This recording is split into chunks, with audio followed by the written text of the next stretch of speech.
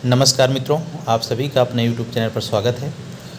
इस वीडियो में देखेंगे कनिष्ठ सहायक भर्ती परीक्षा 2022 जिसकी परीक्षा हुई थी 27/8/2023 को व्याख्या सहित हल प्रश्न पत्र यानी प्रीवियस ईयर क्वेश्चन पेपर है UPSSC के तहत जूनियर असिस्टेंट का। चलिए प्रारंभ करते हैं। पहला भाग है हिंदी परिज्ञान एवं लेखन योग्यता। आगामी जूनियर असिस्टेंट की जो भी वैकेंसी आएंगी और अभी कुछ लेटेस्ट में है, जैसे 5512, 3200 प्लस, इनका टेस्ट रिटन टेस्ट होने वाला है, तो बहुत ही महत्वपूर्ण होने वाली है ये क्लास यानी ये वीडियो। लिखा है, जब स्वरों के उच्चारण में ध्वनि मुख के साथ साथ नासिका द्वार से भी निकलती है, उस अनुनासिकता को प्रकट करने के लिए निम्नलिखित में से किसका प्रयोग किया जाता है? उत्तर हो जाएगा चंद्रबिंदु। जब स्वरों को उच्चारण में ध्वनि मुख के साथ साथ नासिका द्वार से भी निकलती है, उस अनुनासिकता को प्रकट करने के लिए निम्नलिखित में से चंद्रबिंदु का प्रयोग किया जाता है। और इसका चिन्ह आप देख रहे हैं, चंद्रबिंदु का क्या होता है। किस युग्म में अशुद्धि है? अशुद्धि किस युग्म में है? तो उत्तर हो जाएगा प्रतिवर्ष में कर्मधारय समास नहीं होगा, बल्कि अव्ययीभाव समास होता है, क्योंकि प्रति के कारण। यदि नेहा परिश्रम करती तो परीक्षा में अवश्य उत्तीर्ण हो जाती। क्रिया का काल का कौन सा है?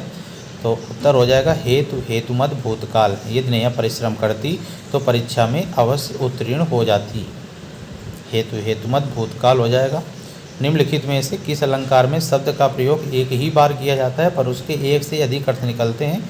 श्लेष अलंकार होता है। विकल्प बी सही जवाब हो जाएगा। आगे देखते हैं प्रश्न संख्या 5। व्याख्या आप स्वयं पढ़ लेंगे सभी प्रश्नों की, नहीं तो फिर वीडियो क्या हो जाता है, समय की दृष्टिकोण से बड़ा हो जाता है। लिखा है, निम्नलिखित में से कौन सा पत्र औपचारिक पत्र नहीं है? आपको पढ़ना है कि अनौपचारिक पत्र क्या होता है और औपचारिक पत्र क्या होता है। तो औपचारिक पत्र इस तरह से आपको याद करवा देते हैं, आपको याद हो जाएगा। आपने पढ़ा होगा तो, नहीं भी पढ़ा तब भी याद हो जाएगा, अगर पढ़ा हुआ है तो आपको याद ही होगा। अगर कोई कन्फ्यूजन है तो थोड़ा सा दूर करने का प्रयास करते हैं। एक होता है औपचारिक और एक होता है अनौपचारिक। औपचारिक का मतलब है, जिससे इसको समझिए, औपचारिक पढ़ो इसको, ओ से ऑफिस, ऑफिस आदि ऑफिस हो गया, और किसी भी ऑफिसर को पत्र लिखना है, प्रशासनिक सेवा में लिखना है, तो उसे कहेंगे औपचारिक पत्र। अनौपचारिक में एक वर्ण पकड़ो, ना का मतलब नाते रिश्तेदार। नाते रिश्तेदार से जो पत्र अपने नाते रिश्तों, अपने भाई बहन आज सगे संबंधियों को लिखते हैं, ना से जोड़ के लिंक करके आपको बता रहे हैं, तो वो हो जाते हैं अनौपचारिक पत्र। ठीक है। और दूसरे सरल शब्दों में आपको और बता देते हैं, अगर औपचारिक में आप वर्ण विच्छेद करेंगे तो औपचारिक में वर्णों की संख्या कम होती है और अनौपचारिक में क्या होती है, ज़्यादा होती है। यानी जब आप जॉब करते हैं तो आपके ऑफिस एक होगी या दूसरी जगह काम करेंगे, तीसरी जगह काम, लेकिन आपके रिश्तेदार, नातेदार संख्याओं की दृष्टि से क्या होंगे, ज़्यादा होंगे। दोनों में से जो भी आपको अच्छा लगे आप इस तरह से याद कर सकते हैं। चलिए अब प्रश्न देख लेते हैं क्या होगा। निम्नलिखित में से कौन सा पत्र औपचारिक पत्र नहीं है? ए, पुस्तकें मंगवाने के लिए पुस्तक विक्रेता को लिखा जाने वाला पत्र। बी, अंक तालिका की नई प्रति प्राप्त करने के लिए केंद्रीय माध्यमिक शिक्षण बोर्ड को लिखा जाने वाला पत्र। अवकाश के लिए विद्यालय प्राचार्य को लिखा गया आवेदन पत्र। कक्षा में प्रथम स्थान पाने वाले पुत्र के लिए पिता द्वारा लिखा जाने वाला बधाई पत्र। औपचारिक पत्र नहीं है, बताना है। तो कौन सा हो जाएगा? हाँ, डी नंबर सही हो जाएगा। अब ये अपने पिताजी को लिख रहे हैं, हमने क्या कहा, ऑफिस आदि के लिए, प्रशासनिक सेवा के लिए, अंक तालिका के लिए भी आप करेंगे, अवकाश के लिए विद्यालय प्राचार्य करेंगे, तो आपके कोई रिश्तेदार तो है नहीं विद्यालय प्राचार्य। अब आप ये मत करना कि नहीं हमारे हैं, तो वो संयोग वह होता है, लेकिन आपको वहाँ पर वो अपना रिश्ता अगर नहीं निभा सकते हैं आप, क्योंकि वहाँ पर आप सभी समान होते हैं। ठीक है। तो आपको उम्मीद करते हैं औपचारिक और अनौपचारिक पत्र स्पष्ट हो गया होगा। चलिए आगे चलते हैं, व्याख्या पढ़ लीजिए। नीचे दिए गए उदाहरणों के साथ संधि का नाम किस विकल्प में अशुद्ध है? संधि का नाम किस में अशुद्ध है? तो वनोत्सव, दीर्घ संधि नहीं होगा, वनोत्सव में गुण संधि होता है। विकल्प सी सही है। अर्ध विराम चिन्ह कहाँ लगता है? अर्ध विराम चिन्ह कहाँ लगता है? तो अर्ध विराम को ये आप व्याख्या पढ़ेंगे तो देख रहे हैं किस तरह से बना हुआ है। उत्तर हो जाएगा जहाँ अल्प विराम की अपेक्षा थोड़ा अधिक रुकना हो वहाँ पर अर्ध विराम का प्रयोग करते हैं। व्याख्या पढ़ लीजिए। वैदिक संस्कृत से लेकर आधुनिक युग तक हिंदी के विकास का सही क्रम कौन सा है? इसके बाद उत्तर हो जाएगा वैदिक संस्कृत, लौकिक संस्कृत, पाली प्राकृत, अपभ्रंश। तो विकल्प बी सही जवाब हो जाएगा। पदबंध बताना है। उस जैसा जिंदा दिल इंसान मिलना कठिन है, अंडरलाइन है इसमें। तो इसमें कौन सा पदबंध है? उत्तर हो जाएगा विशेषण पदबंध। विशेषण पदबंध क्या होता है? जो पदबंध संज्ञा या सर्वनाम के विशेषण के रूप में प्रयुक्त होते हैं। जैसे इंसान के बारे में बता रहे हैं, उस जैसा जिंदा दिल। पदबंध को व्यक्त करने के लिए कौन सा विकल्प सर्वोचित है? तो उत्तर हो जाएगा इसमें पदबंधों, परिभाषा दी गई एक प्रकार से। तो पदबंध एक से अधिक शब्दों का समूह है जो मिलकर एक पद की इकाई के रूप में कार्य करता है। विकल्प डी इस प्रश्न का सही जवाब हो जाएगा। पदबंध क्या है? एक से अधिक शब्दों का समूह है जो मिलकर एक पद की इकाई के रूप में कार्य करता है। व्याख्या पढ़ लीजिए।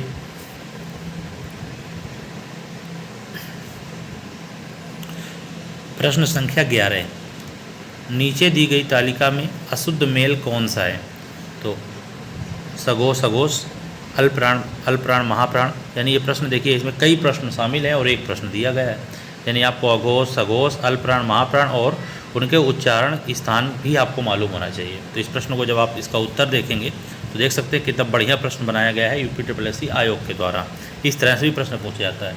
सिंगल पूछ लेते हैं का उच्चारण स्थान क्या होता है तो सबको ही बता देते, लेकिन इसमें थोड़ा सा टाइम टेकन हो जाता है। चलिए इस प्रश्न का उत्तर देखते हैं। इस प्रश्न का उत्तर हो जाएगा विकल्प सी, अशुद्ध मेल है, क्योंकि ये जो धा है का उच्चारण स्थान ओष्ठ ना होकर दंते है, इसलिए ये क्या हो जाएगा? अशुद्ध हो जाएगा। लेकिन आपको सब पूरा आपको माइंड में लाना होगा। प्रश्न संख्या 12, अकर्मक धातुओं से बनने वाला और सदैव एक वचन, पुल्लिंग और अन्य पुरुष की क्रिया वाला वाच्य में कौन संभव है? उत्तर हो जाएगा भाववाच्य। भाववाच्य में ये सब होते हैं। विकल्प ए इस प्रश्न का क्या हो जाएगा? सही जवाब हो जाएगा।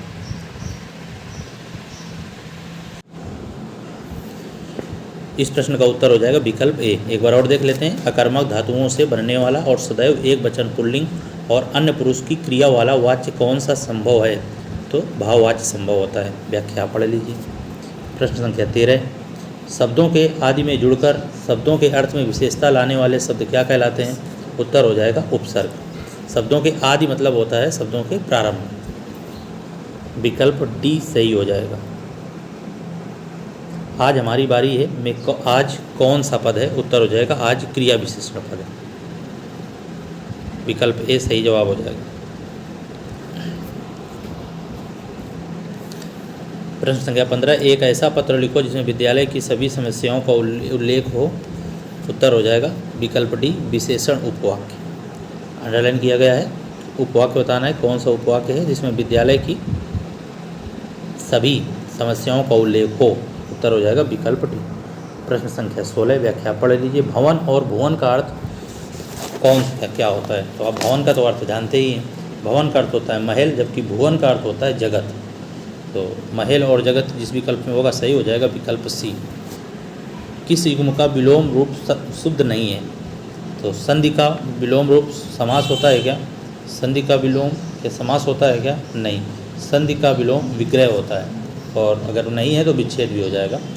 तो विग्रह सही है, संधि का समास नहीं होता है, और सभी सही है। तो विकल्प ए हो जाएगा।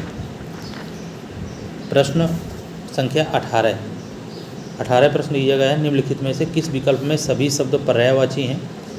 तो आप जब पढ़ेंगे तो सभी शब्द पर्यायवाची हैं। तो सतीश, शंकर, महेश्वर और शिव ये पर्यायवाची हैं। ठीक है, तो विकल्प बी सही हो जाएगा। एक दूसरे के पर्यायवाची हैं, बाकी में नहीं है। अब गद्यांश है, आप देखिए, आप पढ़िए, इसके बाद आप इसको, ये गद्यांश रहा, आप पढ़ रोकिएगा वीडियो को, आप पढ़ लीजिए। पढ़ने के बाद प्रश्न का आंसर आप छिपा लेना और इसके बाद आप करिए, उत्तर आपको बता देते हैं। प्रश्न संख्या और शेष गद्यांश ये भी रहा। और प्रश्न संख्या 19, मेरा मन कभी कभी बैठ जाता है का आशय क्या है? तो उत्तर हो जाएगा विकल्प बी सही हो जाएगा। निरीय शब्द कौन सी व्याकरणिक इकाई है? निरीह शब्द की व्याकरणिक इकाई विशेषण है। निरीह जब पैसेज पढ़ेंगे तो आप किसी की विशेषता बता रहा हूँ, विशेषण है। प्रश्न संख्या 21, लेखक ने चिंता का विषय किसे कहा है? उत्तर हो जाएगा ऐसी प्रवृत्ति चिंता का विषय है जिसके कारण लोग हर आदमी को दोषी समझने लगे हैं। देखिए, इस वीडियो का उद्देश्य यही है कि आप प्रीवियस क्वेश्चन पेपर के पैटर्न को देख सकें। एक एक प्रश्न सॉल्व बहुत अच्छे से नहीं किया जा सकता, क्योंकि अभी रीजनिंग के प्रश्न आ जाएंगे तो हमारे पास इसमें पेन नहीं होता है, कोई डिजिटल बोर्ड नहीं है कि पेन है तो हम आपको सॉल्व करके एक एक प्रश्न बताएं। बस आप प्रश्न देख सकते हैं, उसका लेवल आप चेक कर पाएंगे इस वीडियो के माध्यम से। बाकी आपको डिटेल्स आप स्वयं करेंगे, और कोई प्रश्न नहीं आता तो आप ये है कि आप हमारे टेलीग्राम से जुड़ सकते हैं, एनजीए डिफेंस, तो वहाँ पर समय समय पर उसको ऑन कर देते हैं, तो आप वहाँ पे अपना डाउट पूछ सकते हैं। तो ये एनजीए डिफेंस नाम से आप सर्च करिए, वहाँ पर ऐड हो जाइए। चैनल के नाम से ही टेलीग्राम चैनल भी बना हुआ है। चलिए, प्रश्न संख्या 22 का जो उत्तर हो जाएगा वो हो जाएगा आपका ए। प्रश्न संख्या 23 देखते हैं। हताश हो जाना ठीक नहीं है, इस वाक्य को लिखने में लेखक का क्या तात्पर्य है? उत्तर हो जाएगा विकल्प सी, सही हो जाएगा। 23 का सी हो जाएगा। प्रश्न संख्या 24, कौन सी सुमित्रानंदन पंत की कृति नहीं है? पल्लव, कुरुक्षेत्र, स्वर्णधूरी और वीणा। तो यहाँ पर कुरुक्षेत्र, आप जानते हैं कुरुक्षेत्र किसकी है? रामधारी सिंह दिनकर जी की है। उत्तर हो जाएगा विकल्प बी। संयुक्त वाक्य की पहचान क्या होती है? इसमें पूरा एक वीडियो अपलोड करेंगे। संयुक्त वाक्य, मिश्र वाक्य, साधारण वाक्य कैसे क्या किया जाता है, प्रश्न बनते हैं। तो इसका उत्तर हो जाएगा विकल्प सी। एक प्रधान और एक समानाधिकरण उपवाक्य होता है, और दोनों उपवाक्य आपस में स्वतंत्र रहते हुए किसी योजक और अथवा किंतु आदि से जुड़े होते हैं। तो 25 का प्रश्न सी हो जाएगा सही, विकल्प सी सही हो जाएगा। प्रश्न संख्या 26 देखते हैं। जिस क्रिया से सूचित होने वाला व्यापार कर्ता करे और उसका फल कर्ता पर ही पड़े, उसे क्या कहते हैं? उत्तर हो जाएगा अकर्मक क्रिया, क्योंकि कर्म है ही नहीं, कर्ता पर ही प्रभाव पड़ रहा है, तो अकर्मक हो जाएगा। विकल्प बी बिल्कुल सही जवाब हो जाएगा। 26 का विकल्प बी सही जवाब हो जाएगा। अगला है, के लिए किस कारक का चिन्ह है? के लिए किस कारक का चिन्ह है? उत्तर हो जाएगा संप्रदान के लिए। इसलिए आपको याद करना ही है, सभी आप कारक चिन्ह याद कर लीजिएगा। कर्ता का क्या होता है? कर्ता ने, ये पूरे याद करना है आप। आगे देखते हैं प्रश्न क्या 28, मूर्धन्य व्यंजन कौन सा है? तो विकल्प बी बिल्कुल सही जवाब हो जाएगा। डाउठा, ये मूर्धन्य व्यंजन है। व्याख्या आप देख सकते हैं। नाम धातु क्रिया का प्रयोग किस वाक्य में है? तो नाम धातु क्रिया का प्रयोग किस वाक्य में? उत्तर हो जाएगा उसने मेरी पूरी संपत्ति हथिया ली, इसमें नाम धातु होती है। तो विकल्प बी इस प्रश्न का क्या हो जाएगा? सही जवाब हो जाएगा। बिना जल्दी चलिया में विधेय विस्तारण है जल्दी। विकल्प सी इस प्रश्न का क्या हो जाएगा? सही जवाब हो जाएगा। चलिए, हिंदी के 30 प्रश्न यहाँ पर हो गए। अब देखते हैं रीजनिंग के। ये पहला प्रश्न है, रैंकिंग से आप पढ़िए, आप सॉल्व कर सकते हैं। ये प्रश्न आपको दिख रहा होगा, वीडियो को आप देखिए, रोक लीजिए, सॉल्व करिए, उत्तर मिला लीजिए। थोड़ा थोड़ा समय देते जाएंगे आपको। ये देखिए प्रश्न संख्या 32 देखिए, कथन निष्कर्ष का है प्रश्न संख्या 32, और यहाँ से प्रश्न शुरू हुआ। कुछ प्रश्न उत्तर हैं और ये ऑप्शन है, देख लिया होगा। अब आंसर देख लीजिए, इसका क्या आएगा? तो इसका आंसर आएगा विकल्प डी। और लुप्त संख्या इसमें ज्ञात करना है, तो लुप्त संख्या जब सॉल्व करेंगे आप तो ए सही हो जाएगा। प्रश्न संख्या 34 देखिए, 34 का क्या हो जाएगा? सी हो जाएगा। वीडियो आप आराम से रोक लेंगे, इतना समय मिलता है आपको। कोडिंग डिकोडिंग से प्रश्न है, सीरीज देख सकते हैं। +3 +2 +3 +2 -2 -3 -2 -3। अच्छा प्रश्न है, तो कोडिंग डिकोडिंग का प्रश्न है, आप सॉल्व करेंगे। प्रश्न संख्या 36 रीजनिंग का देखिए और सॉल्व करिए। 37 त्रिभुजों की संख्या बतानी है आपको। और प्रश्न संख्या 38 देखिए, कथन और निष्कर्ष से प्रश्न दिया गया है। ये प्रश्न रहा, पढ़ लिया होगा, उत्तर चेक कर लीजिए, सी आ जाएगा। 39 देखिए, डिक्शनरी ये आता है। इसके पहला जो प्रश्न पत्र की व्याख्या की गई थी उसमें जो असिस्टेंट की, तो उसमें भी डिक्शनरी से प्रश्न आता है। इससे निष्कर्ष है कि आपको एक प्रश्न डिक्शनरी से मिलने वाला है, अरेंज करिए। और ये देखिए 40 का देखिए, इसमें आपको उत्तर आकृति बताना है, तो इसका डी हो जाएगा 40 का। 41 का देखिए, कोडिंग डिकोडिंग से है, सी हो जाएगा इसका। 42 देखिए, रेलवे स्टेशन पहुंचने पर आपको पता चलता है कि जिस ट्रेन को आप पकड़ना चाहते हैं तो रेलवे स्टेशन पहुंचने पर आपको पता चलता है कि जिस ट्रेन को आप पकड़ना चाहते थे वो चलने वाली है और टिकट खरीदने का समय ही नहीं बचा। आपके लिए सबसे अच्छी बात यह है क्या? विकल्प देखिए, तो इस आधार पर इसका उत्तर क्या हो जाएगा आप देखेंगे तो बी हो जाएगा। ट्रेन छोड़ने के बजाय उसे पकड़ लें और अगले स्टॉपेज पर टीटीआई को टिकट खरीदने में असमर्थता के बारे में सूचित। विकल्प बी हो जाएगा। 43 प्रश्न संख्या देखते हैं। कथन और धारणाएं से पूर्व धारणा से। तो कथन प्रश्न देखिए, ये प्रश्न रहा पहला और 2 यहाँ पर कथन है और 2 ही यहाँ पर धारणाएं दी गई और 2 धारणाएं दी गई। तो विकल्प सी हो जाएगा। प्रश्न संख्या 44 देखिए, रक्त संबंध से है, यमन की बेटी है इसमें, विकल्प सी हो जाएगा। कोडेड ब्लड रिलेशन से ये प्रश्न है। शायद और हो गया कितना, कौन सा प्रश्न हो गया? 44 हो गया। प्रश्न संख्या 45 देखते हैं।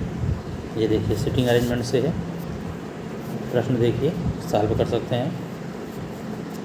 प्रश्नों का लेवल आप देख पाएंगे इससे क्या किसको। भारतीय संविधान में अब सामान्य जानकारी है, यहाँ से प्रश्न बनते हैं।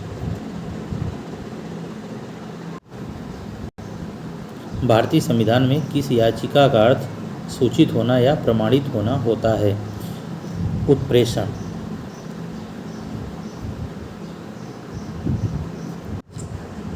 सर्टिओरेरी। उत्प्रेषण व्याख्या आप स्वयं पढ़ लीजिए। उत्प्रेषण सर्टिओरेरी शब्द का शाब्दिक अर्थ प्रमाणित होना या सूचित होना। प्रश्न संख्या 47, हाल ही में भारत ने निम्नलिखित में से किस विदेशी मित्र देश की नौसेना को उनकी नौसैनिक क्षमताओं को बढ़ाने के लिए 1991 में कमीशन किए गए खुकरी क्लास का युद्धपोत INS कृपाण उपहार में दिया? बहुत अच्छा प्रश्न है। इस प्रश्न का उत्तर हो जाएगा विकल्प बी। विकल्प बी में क्या है? वियतनाम। व्याख्या पढ़ लीजिए आप, क्योंकि ये प्रश्न बहुत अच्छा है, करंट अफेयर से संबंध रखता है। प्रश्न संख्या 48, भारत में मानहानि को IPC भारतीय दंड संहिता की किस धारा में परिभाषित किया गया है? तो उत्तर हो जाएगा धारा 499। विकल्प ए सही हो जाएगा। प्रश्न संख्या 49, नुआखाई। नुआखाई एक फसल उत्सव भारत में मुख्य रूप से भारत के किस राज्य में मनाया जाता है? उत्तर हो जाएगा ओडिशा। ओडिशा में नुआखाई पर्व मनाया जाता है। व्याख्या आप शर्ट पढ़ लीजिए। प्रश्न संख्या 49 का सही जवाब विकल्प सी हो जाएगा। 50, IIHR भारतीय बागवानी और अनुसंधान संस्थान बागवानी के विभिन्न पहलुओं पर बुनियादी रणनीतिक प्रत्याशित और व्यावहारिक अनुसंधान के लिए एक केंद्रक अभिकरण नोडल एजेंसी है। इस संगठन का मुख्य अनुसंधान स्टेशन निम्नलिखित में से किस राज्य में? तो प्रश्न इतना बनाया गया है, लेकिन प्रश्न का बस इतना ही पूछने का इसका उचित है कि इसका मुख्यालय कहाँ है? किसका? IIHR का। IIHR यानी भारतीय बागवानी अनुसंधान संस्थान का हेडक्वार्टर कहाँ है, ये प्रश्न बताना है। और इसका उत्तर है बेंगलुरु, कर्नाटक। विकल्प सी सही जवाब हो जाएगा। 50 का सी हो जाएगा। प्रश्न संख्या 51, व्याख्या देख लीजिए 50 के। यह कृषि मंत्रालय के अधीन आता है। प्रश्न संख्या 51, निम्नलिखित में से किस घटना के बाद वल्लभ भाई पटेल को सरदार की उपाधि मिली? विकल्प ए बारदौली सत्याग्रह, बी खेड़ा सत्याग्रह, सी चंपारण, डी दांडी। बारदौली सत्याग्रह विकल्प ए सही जवाब है। सरदार वल्लभ भाई पटेल को सरदार की उपाधि बारदौली सत्याग्रह के समय मिली थी। ठीक है। 52 नंबर प्रश्न देखते हैं।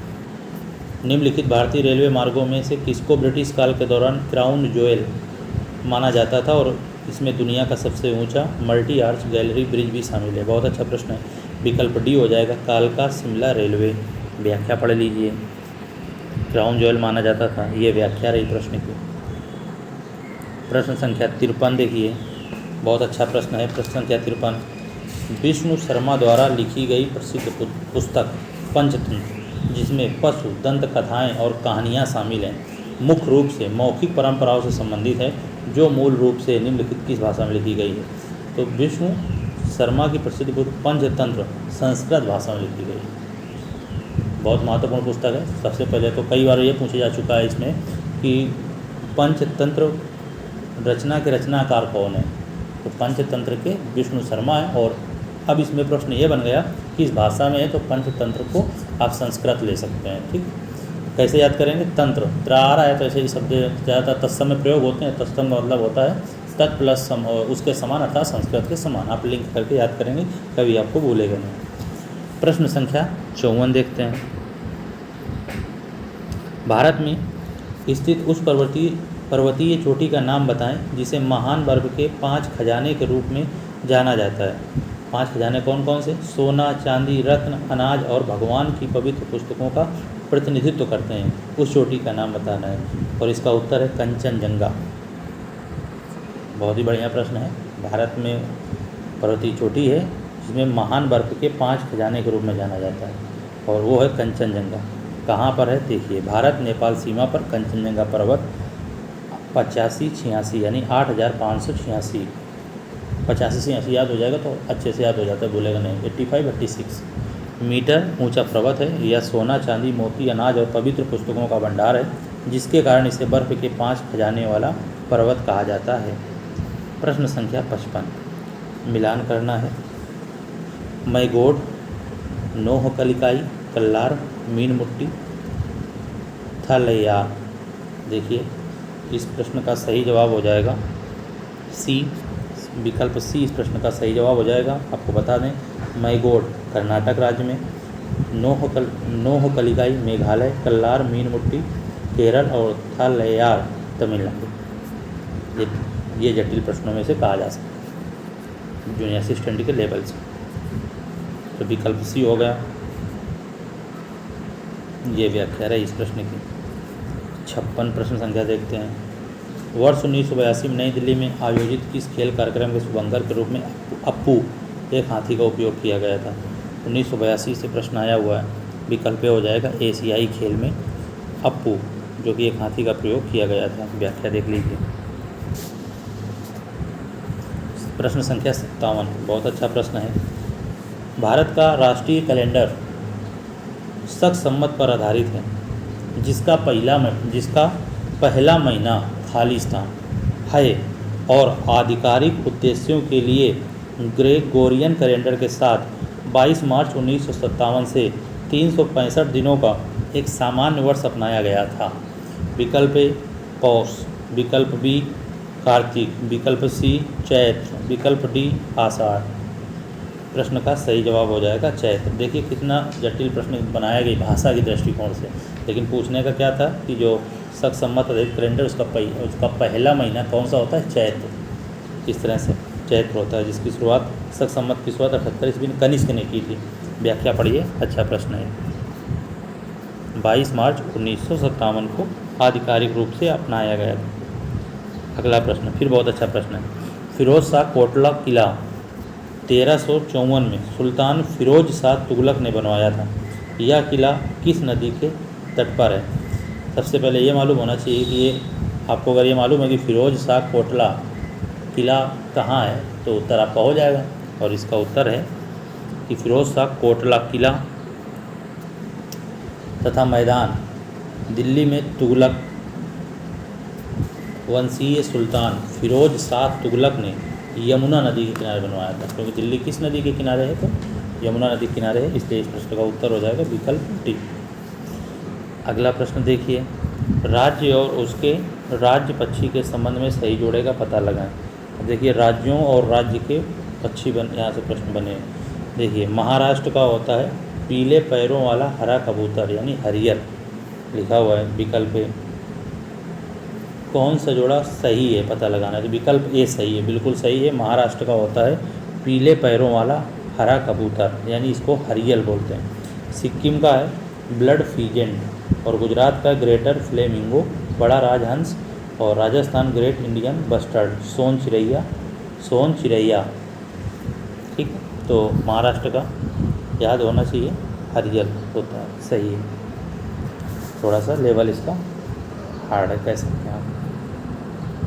प्रश्न संख्या 60, कौन सा केरल राज्य सरकार का सर्वोच्च साहित्यिक सम्मान है जिसका नाम राज्य के 16वीं शताब्दी के एक भक्ति कवि के नाम पर रखा गया? उत्तर हो जाएगा एजुथासन पुरस्कारम। विकल्प ए इस प्रश्न का सही जवाब हो जाएगा। 60 का विकल्प ए। व्याख्या देख लीजिए। चलिए प्रश्न संख्या 62 देखते हैं, नहीं 61 देखते हैं पहले। केंद्रीय विद्युत प्राधिकरण ने मसौदा केंद्रीय विद्युत प्राधिकरण विनियमन 2023 जारी किया। ड्राफ्ट के अनुसार करंट से प्रश्न है, खालिस्तान क्षेत्र से गुजरने वाली 33 kV और उसके नीचे की सभी विद्युत लाइनों को भूमिगत किया जाएगा।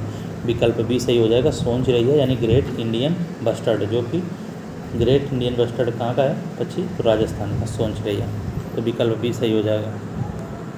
62 प्रश्न संख्या 62 देखते हैं। उस कार्यक्रम का नाम बताएं जो हाल ही में उद्योग और शिक्षा क्षेत्र में रक्षा अनुसंधान और विकास को बढ़ावा देने के लिए DRDO द्वारा नई दिल्ली में आयोजित किया गया था।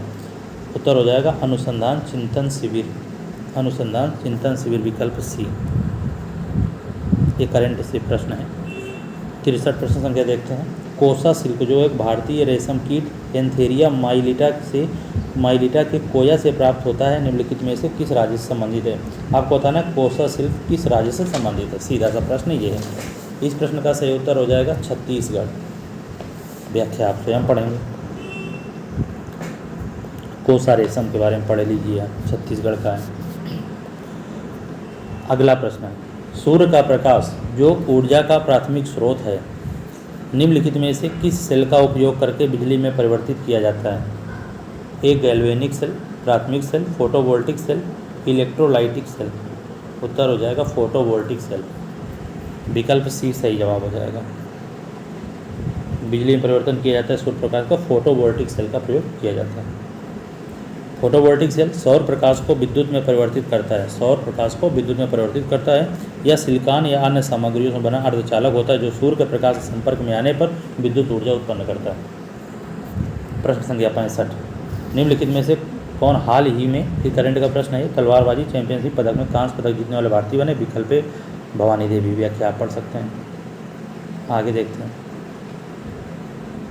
अगला देखते हैं प्रश्न संख्या 66 देखते हैं। कंप्यूटर का प्रश्न है। हाँ, अभी यहाँ से कंप्यूटर शुरू हो गया है। कंप्यूटर के प्रश्न देखते हैं।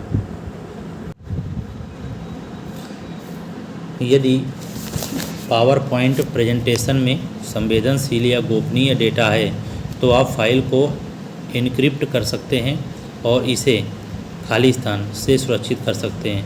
A presentation, B password, C public, D protect. प्रश्न का सही जवाब है पासवर्ड। यदि जब आप किसी पावर पॉइंट को सुरक्षित करना चाहते हैं तो आप प्रेजेंटेशन को पासवर्ड से सुरक्षित कर सकते हैं। विकल्प बी सही जवाब हो जाएगा। इसके बाद प्रश्न संख्या 67 देखते हैं। ई गवर्नेंस में डिजिटल दस्तावेज़ों की सुरक्षा और प्रामाणिकता सुनिश्चित करने के लिए अक्सर किस तकनीक का उपयोग किया जाता है? देखिए हिंदी के दृष्टिकोण से यहाँ पर अक्सर गलत लिखा हुआ है, आधा का बनेगा। ठीक, आगे देखते हैं। तो इसका उत्तर हो जाएगा डिजिटल सिग्नेचर्स। विकल्प बी सही जवाब हो जाएगा।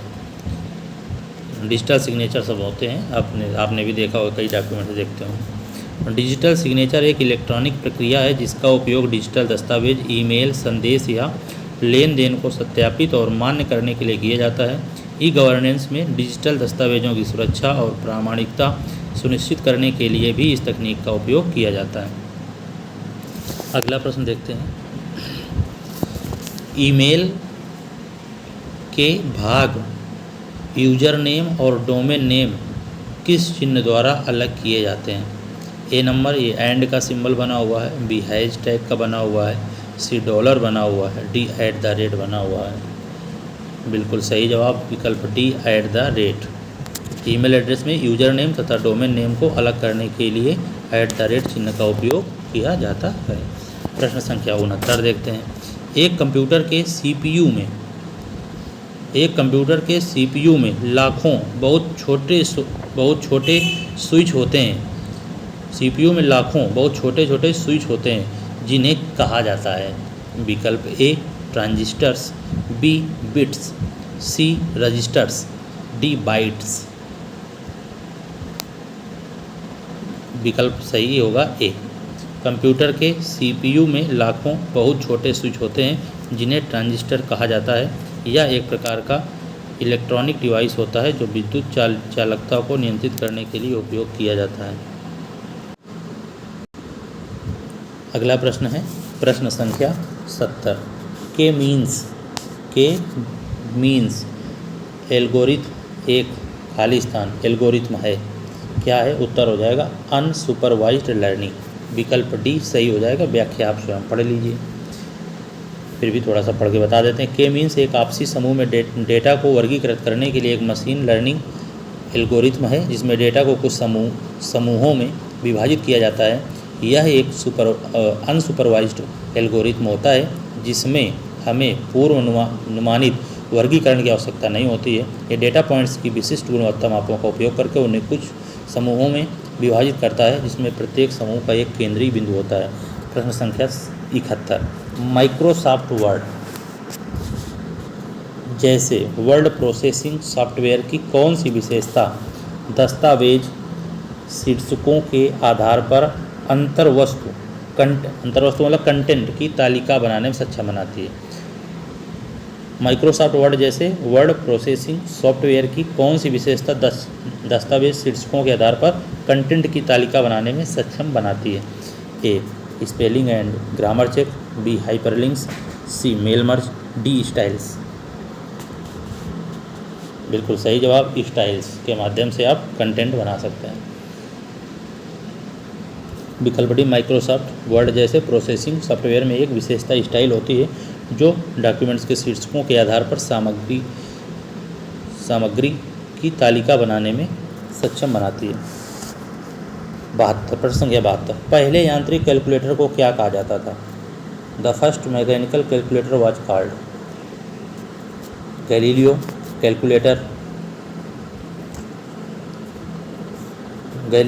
कैलकुलेटर, पास्कालाइन, ओपेट, ऑरपेट लिखा है, ऑरपेट। विकल्प सी पास्कालाइन। पहले यांत्रिक कैलकुलेटर को पास्कालाइन कहा जाता था। ब्लेज पास्कल द्वारा आविष्कार किया गया अंकगणितीय कार्यों को सुगम बनाने के लिए। बहुत अच्छा प्रश्न है। पहले यांत्रिक कैलकुलेटर को पास्कलाइन कहा जाता है। अगला प्रश्न देखिए एमएस एक्सेल से। एमएस एक्सेल में कौन सा फंक्शन टेक्स्ट से सभी गैर मुद्रण योग्य कैरेक्टर यानी सम प्रतीकों को हटा देता है? विकल्प भी सभी को हटाने की बात ये कर रहा है, तो उसमें कौन सा हटा देता है? उत्तर हो जाएगा विकल्प भी क्लीन। माइक्रोसॉफ्ट एक्सेल में क्लीन फंक्शन टेक्स्ट से सभी गैर मुद्रण योग्य कैरेक्टर को हटा देता है, यानी सभी को हटाना है तो किससे? Clean text. माइक्रोसॉफ्ट द्वारा कौन सी ईमेल सेवा संचालित की जाती है? माइक्रोसॉफ्ट द्वारा कौन सी ईमेल सेवा संचालित की जाती है? A Gmail, B Yahoo mail, C iCloud mail, D Outlook Microsoft द्वारा ईमेल सेवा संचालित की जाती है। विकल्प डी सही जवाब है। व्याख्या पढ़ लीजिए। ये रहा प्रश्न की व्याख्या। आगे चलते हैं। प्रश्न संख्या 75।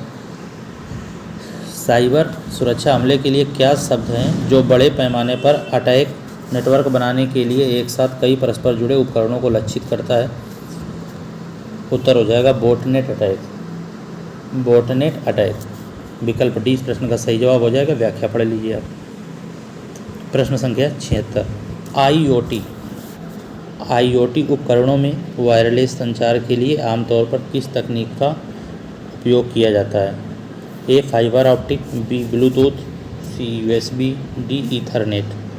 प्रश्न का सही जवाब हो जाएगा विकल्प बी ब्लूटूथ। अगला प्रश्न देखते हैं। प्रश्न संख्या 77। व्याख्या आप पढ़ सकते हैं उसकी आईओटी वाले की। अपाचे, हडूप, फ्रेमवर्क का एक बड़ा हिस्सा खाली स्थान भाषा में लिखा गया है। अपाचे है, हडूप किस भाषा में लिखा गया है उसका बड़ा हिस्सा, ये पूछा गया है। जावा, C++, आर प्रोग्रामिंग, पाइथन, उत्तर हो जाएगा जावा। अपाचे हडूप फ्रेमवर्क का एक बड़ा हिस्सा जावा भाषा में लिखा गया है, जिसमें सी में कुछ मूल कोड और कमांड लाइन उपयोगिताओं को शेल स्क्रिप्ट के रूप में लिखा गया है।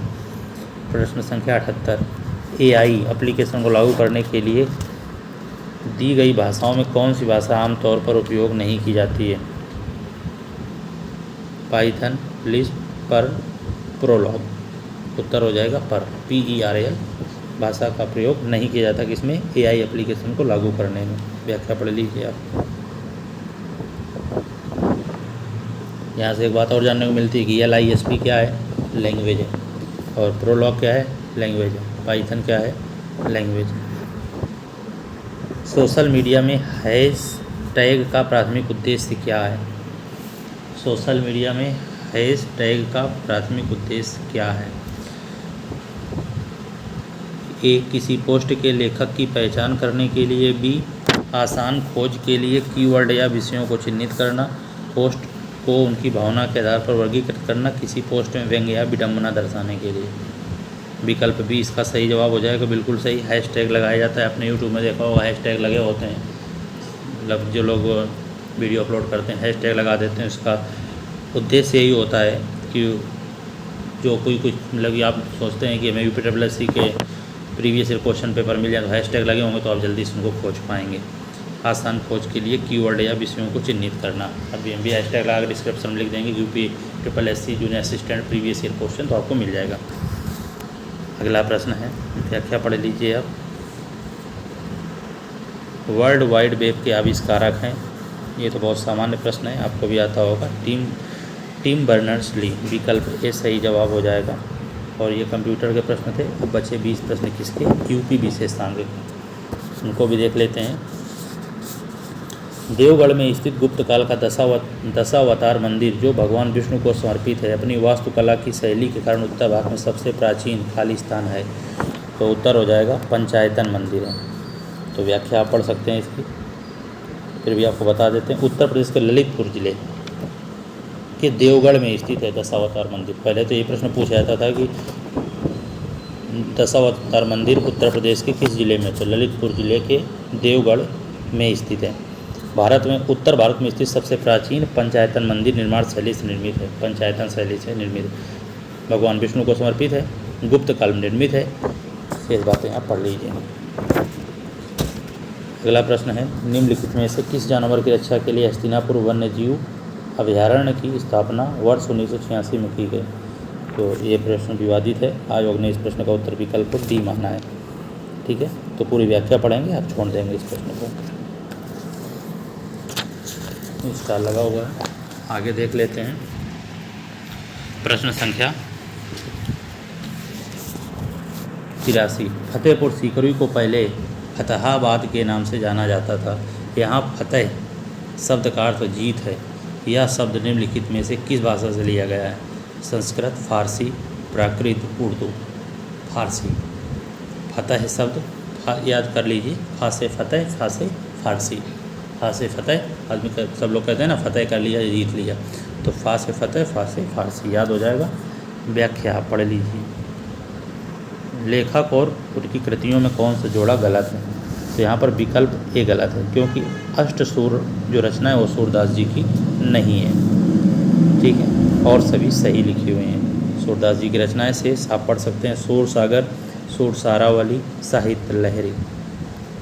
अगला प्रश्न देखिए, सारनाथ जो अशोक स्तंभ के लिए प्रसिद्ध है, वाराणसी से 10 किलोमीटर उत्तर पूर्व में किन दो नदियों के संगम के पास स्थित है? तो किसकी बात कर रहा है? तो अशोक स्तंभ किन दो नदियों के संगम के पास स्थित है? उत्तर हो जाएगा गंगा और वरुणा, क्योंकि वरुणा और अस्सी नदी इसमें मिलता है वाराणसी, और ये संकेत भी कर रहा है कि वाराणसी से 10 किलोमीटर दूर है, तो वरुणा और अस्सी अर्थात गंगा और वरुणा, क्योंकि वाराणसी गंगा किनारे नदी पर स्थित है वाराणसी। शेष व्याख्या पढ़ लीजिए आप। कुछ प्रश्न और बचे, उनको भी देख लेते हैं। अक्टूबर 2021 तक उत्तर प्रदेश राज्य में कुल कितने नगर निगम हैं? तो प्रश्न का उत्तर हो जाएगा 17। प्रश्न के अनुसार सत्य है। शेष व्याख्या पढ़ लीजिए। जीआई टैग से प्रश्न बना है। वॉल हैंगिंग मेरठ, हस्त निर्मित दरियाँ भदोही, कैंची गाजीपुर, हस्त निर्मित कालीन। विकल्प डी सही जवाब हो जाएगा। देख सकते हैं आप कि वॉल हैंगिंग्स जिला है गाजीपुर, हस्त निर्मित दरियाँ मिर्ज़ापुर की जीआई टैग प्राप्त है। कैंची मेरठ, हस्त निर्मित कालीन भदोही, कालीन नगरी भी कहते हैं भदोही को। अगला प्रश्न देखते हैं, शेष प्रश्न और देख लेते हैं। उत्तर प्रदेश सरकार ने एक स्वायत्त संस्था के रूप में अतिरिक्त ऊर्जा स्रोत विभाग के अंतर्गत गैर पारंपरिक ऊर्जा विकास एजेंसी का निर्माण कब किया? जटिल प्रश्न आप कह सकते हैं इसको, क्योंकि इस ईयर से है। उत्तर हो जाएगा अप्रैल 1983। विकल्प डी सही जवाब हो जाएगा। प्रश्न संख्या 89। वर्ष 1909 में आगरा में आयोजित उत्तर प्रदेश कांग्रेस के सामाजिक सम्मेलन की अध्यक्षता किसने की थी? तो 1909 में किसने की थी? उत्तर हो जाएगा मोतीलाल नेहरू ने। विकल्प ए इस प्रश्न का सही जवाब हो जाएगा। प्रश्न संख्या 90 देखिए, करंट से है तो आप इसको देख सकते हैं, फिर भी इस प्रश्न का आंसर हो जाएगा विकल्प ए नमामि गंगे एवं ग्रामीण जल आपूर्ति विभाग। आगे देखते हैं प्रश्न संख्या 91। उच्च श्रेणी के सिलिका बलुआ पत्थरों के बड़े भंडार क्रमशः इलाहाबाद और चित्रकूट जिलों के किन क्षेत्रों में पाए जाते हैं जो उत्तर भारत के कांच उद्योग की आपूर्ति का पारंपरिक स्रोत रहे हैं? तो सिलिका बलुआ पत्थर उत्तर हो जाएगा शंकरगढ़ और बरगढ़। इलाहाबाद के शंकरगढ़ तथा चित्रकूट का बरगढ़ क्षेत्र उत्तर सिलिका पत्थरों के बड़े भंडार के लिए प्रसिद्ध है और सिलिका पत्थरों के इस उच्च कोटि का प्रयोग कांच उद्योग में बहुतायत मात्रा में होता है। अगला प्रश्न संख्या 92। उत्तर प्रदेश ने आईटी, टेक्सटाइल, हस्तशिल्प और गैर पारंपरिक ऊर्जा जैसे विभिन्न क्षेत्रों को पूरा करने के लिए राज्य में कितने SEZ स्पेशल इकोनॉमिक जोन यानी विशेष आर्थिक क्षेत्र को मंजूरी दी है? उत्तर हो जाएगा 31 विशेष आर्थिक क्षेत्रों को मंजूरी दी है। विकल्प ए सही हो जाएगा। प्रश्न संख्या 93। लखनऊ में स्थित रूमी दरवाज़ा की ऊंचाई कितनी है? प्रश्न पूछा गया, ऊंचाई कितनी है? 60 फीट। लखनऊ में स्थित बड़ा इमामबाड़ा और छोटा इमामबाड़ा के बीच निर्मित रूमी दरवाज़ा को तुर्की गेट भी कहते हैं। इसकी ऊंचाई 60 फीट है और अवध के नवाब आसफ उद्दौला ने वर्ष 1784 में बनवाया था। ये रही व्याख्या। प्रश्न संख्या 94 देखते हैं। लखनऊ स्थित बाल संग्रहालय चिल्ड्रन म्यूजियम की स्थापना किस वर्ष की गई? 1957 में की गई थी। इसका पूरा नाम मोतीलाल नेहरू बाल संग्रहालय है। प्रश्न संख्या 95। हाल ही में नोएडा शासी निकाय ने किस सड़क का नाम बदलकर रामनाथ गोयनका मार्ग कर दिया? उत्तर हो जाएगा अमलतास रोड। विकल्प टी सही हो जाएगा। वीर अब्दुल हमीद फॉरेस्ट वन्य जीव एवं पर्यावरण संरक्षण पुरस्कार किस वर्ष शुरू की गई? उत्तर हो जाएगा 2012-13। काफ़ी पुराना प्रश्न है, पूछा गया, जटिल कह सकते हैं आप इसको। तो उत्तर हो जाएगा विकल्प बी। कानपुर में स्थित लाल इमली मिल किस प्रकार के वस्तु के लिए प्रसिद्ध थी? कानपुर में लाल इमली किस प्रकार के? तो उत्तर हो जाएगा ऊनी वस्तुओं के लिए लाल इमली थी कानपुर में। तो विकल्प ए सही हो जाएगा, वूलन यानी ऊनी वस्तुओं के लिए। व्याख्या आप पढ़ सकते हैं। ये रही व्याख्या प्रश्न की। 98 देखते हैं। किस नृत्य शैली में एक महिला नर्तकी नृत्य करते समय अपने सिर के ऊपर रोशन दीपकों के एक स्तंभ को संतुलित करती है? विकल्प सी चरकुला। आधुनिक उपयोग के लिए टेबल वेयर जैसी उच्च चमक वाली विशेषीकृत चमकदार वस्तुएं उत्तर प्रदेश के निम्नलिखित में से किस क्षेत्र में उत्पादित की जाती हैं? उत्तर हो जाएगा विकल्प सी चिन्हट और मौसेलिया। व्याख्या पढ़ सकते हैं। लास्ट क्वेश्चन देखते हैं। निम्नलिखित में से कौन सा स्थान उत्तरी कौशल जनपद की राजधानी था? तो उत्तर होगा श्रावस्ती। विकल्प बी सही जवाब होगा। अगले वीडियो में फिर देखेंगे एक और previous year question paper junior assistant का। धन्यवाद।